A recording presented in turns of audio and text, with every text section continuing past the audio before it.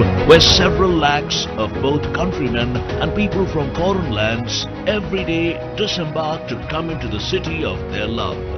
However, this 2,313 feet long connecting suspension-type balanced cantilever and truss arch bridge, one of the 6 bridges of its kind in the world, mesmerizes all of us.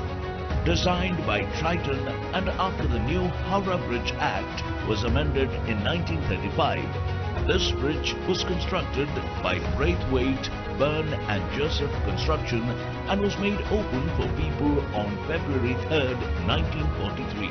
In view of the increasing traffic across the Hooghly River, a committee was appointed in 1855-56 to review alternatives for constructing a bridge across the River Hooghly, and in 1870 the Calcutta Port Trust was founded and the Legislative Department of the then Government of Bengal passed the Howrah Bridge Act in the year 1871.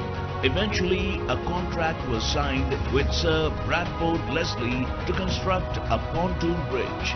Different parts were constructed in England and shipped to Calcutta, where they were assembled. The assembling period was fraught with problems. The bridge was considerably damaged by the Great Cyclone on 20th March 1874. As the bridge could not handle the rapidly increasing load, the Port Commissioners started planning in 1905 for a new improved bridge.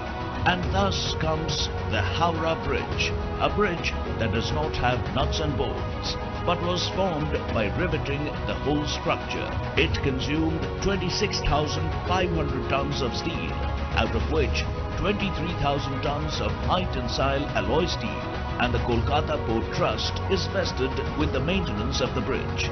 Renamed as Rabindra Setu on 14th of June 1965 after the name of Kavi Guru Rabindranath Tagore, today more than 300,000 vehicles and 450,000 pedestrians cross the bridge. The bridge that makes us, the Indians, feel proud.